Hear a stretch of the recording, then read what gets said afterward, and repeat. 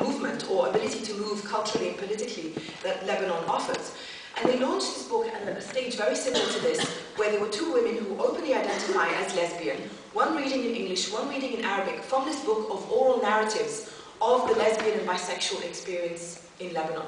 And the stories were incredibly moving because, as I said, they came from across the country, various parts of the country. I will read you a small section from just a few of them. And they didn't just deal with the experience in Lebanon, but let me just give you a few lines. This is an excerpt from the story God's Will. My mother is a devout Muslim woman. Her belief in God is so powerful that she surrenders everything to His will. Anything that happens is because God wills it. And so she didn't question or challenge my homosexuality. Allah Haik, I can't read the other word. Anyway, basically her mother says to her, that's just the way that God made you. She told me it made no sense for her to try to change God's will. Shortly after I told my father, and he had the same reaction. We cannot change what is God's will. If it's meant for you to change, you will change on your own. This is an odd reaction for Muslim parents who usually get scared of their children's actions being sinful. Not my parents. When they thought about it and discussed the matter between themselves, they deduced that my living a lie was a bigger sin than my sexuality. They told me that it was better for me to be honest with myself and my parents than to be a hypocrite. Now, just digest that paragraph. The number of stereotypes that paragraph unpacks about Muslim parents, about coming out to your parents in a Muslim environment, about just coming out. Now, by no means are all the stories in this book this positive, because there are many stories in there of women and the transgendered saying, there is no way I can come out to my family, they will kill me. And others saying, when I came out to my family, they totally disowned me. But I read this paragraph to you especially because they find stories there too that you normally don't come across, that do challenge stereotypes inside Lebanon and outside Lebanon of what Muslim parents, of how Muslim parents would react to their daughter saying to them, I am a lesbian. And the other way that this book also challenges stereotypes is of what happens to some of the people in the book who move to the US or Canada or other parts outside of the Middle East and North Africa because they're sick and tired of living that lie. And so they go to the US and they think that coming out in the US as a lesbian woman is going to be great. They can live openly and they can live freely. But many of them arrived in the US in post 9/11 America, when it's not such a big deal to be a lesbian, but it's a huge deal to be an Arab, and it's a huge deal to be a Muslim. And then they find themselves having to challenge a whole bunch of other stereotypes. And this is a huge challenge right now for the queer Muslim movement in the US, and it does exist. There are queer Muslim groups in the US who recognize that they have to juggle many things, and many bigotries and many groups that are discriminating against them. Because it's one thing to be Muslim, it's one thing to be queer, and it's another thing having to deal with either the bigotry from within the Muslim community and the discrimination and bigotry from without the Muslim community.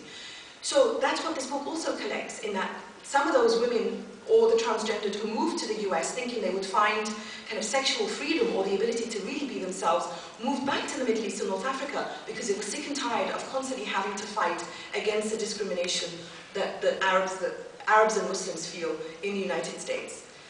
So that's Meme and that's their book. My next example to you of, I'll go to Egypt next. Because one of the bloggers that Courtney mentioned is one of my favorite bloggers called Wahda Masriya, who's a friend of mine her name is Shahnaz Abdussalam. And Shahi, as her friends call her, was one of 4 women on a panel for female bloggers that I moderated in Cairo, I think in 2008 or 2007.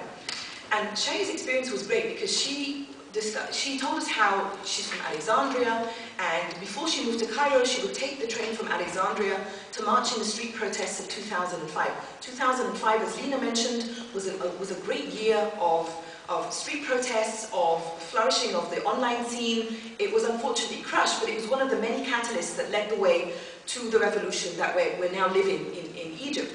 So Shahi was one of the people who would take a train from Alexandria, come all the way to Cairo, demonstrate and march and chant down with Hosni Mubarak, and then she would go home and blog about it under her blog called Wahda Masriya, which is Egyptian Arabic for an Egyptian woman or an Egyptian girl. And she said how one of the demonstrations, this young man came up to her and he said to her, "Are you Wahda Masriya?" And she said, "Yes." And he said to her, "You're the reason that I'm here." He said, "I came to this demonstration and I started coming out to these demonstrations against Mubarak, even though I've never protested before, because I found your blog. kept reading your blog and about how you took the train all the way from Alexandria to Cairo to come and march. And I thought, if a girl can do this, then I'd better do this, you know? It embarrassed me. He said, it embarrassed me that I'm sitting at home and you're writing about this. So you use what you can, you know? If you can go online and tell the guys, shame on you, I'm out here, where are you? Then, you know, it puts feet on the ground. But something else happened, not just to the men who were reading women online, and the power of the woman's eye there online. Many Egyptian women were politicized in a completely new way, especially in 2005 when it was the state that was directing sexual assaults at them.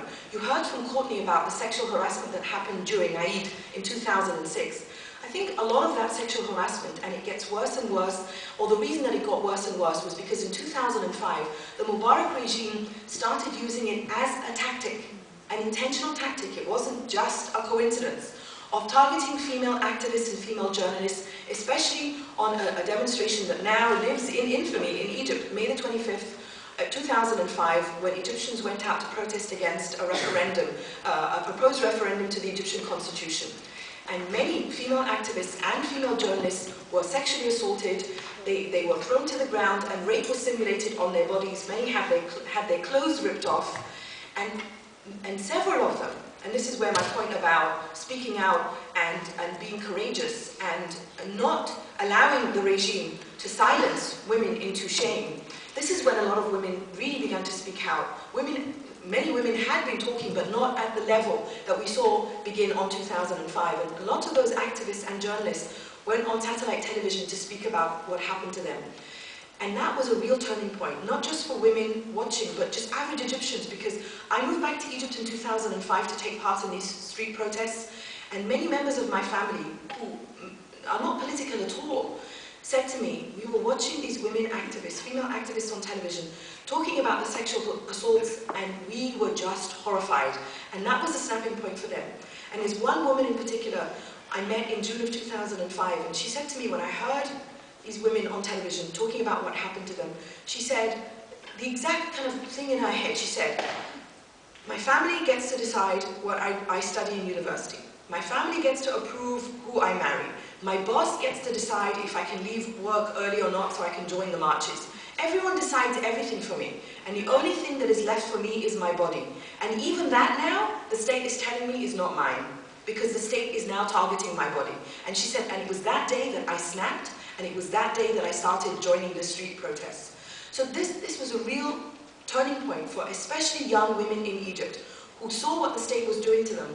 And then when 2006 happened, and the state was denying that it ever happened, and this now was by ordinary Egyptians, not the state itself, but the state stood back and totally ignored what was happening, denied what was happening. Police officers were there watching it, and they didn't do anything to stop it. And when women went to police stations to file criminal reports, they refused to take their report.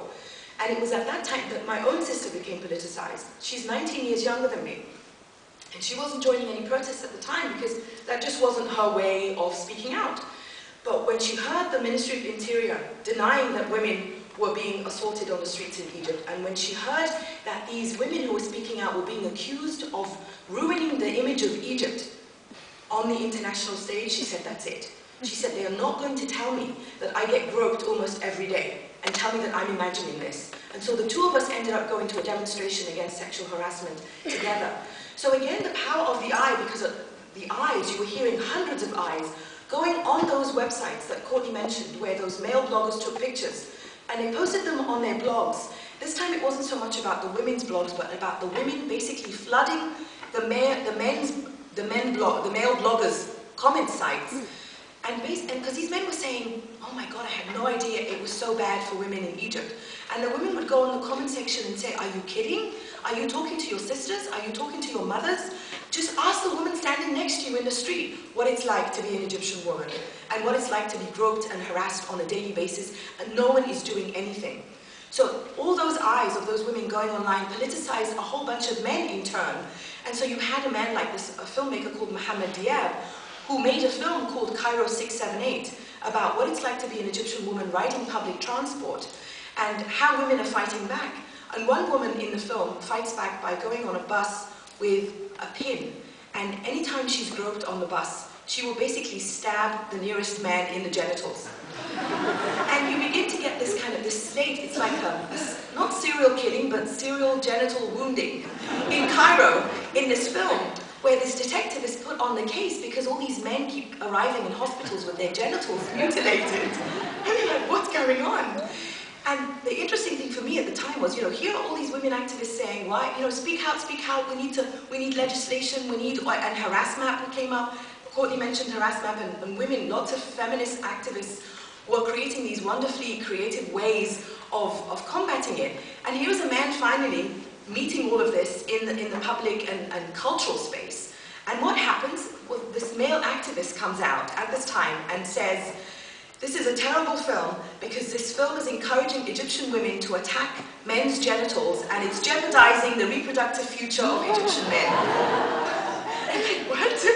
Surely you should be saying Egyptian men should stop sexually harassing Egyptian women because that's the best way of safekeeping your reproductive future, So we're now at the stage where this one Egyptian man felt compelled because he felt that everyone was on this now. Everyone is finally on this because of the power of the eye. Because you have those activists who went on TV in 2005 and said, the state assaulted my body. You had these activists in 2006 who said, the state is lying, this really happened. And so this was also one of the many catalysts that led to the Egyptian revolution, because again, the Egyptian revolution did not happen overnight. And again, the internet did not invent courage.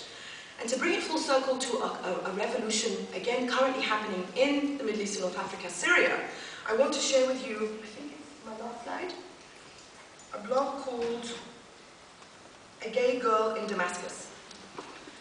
And A Gay Girl in Damascus is a Syrian-American young woman who happens to be in Syria now. I think she was born in the United States, and then her family moved back to Syria when she was quite young. And she has been back and forth between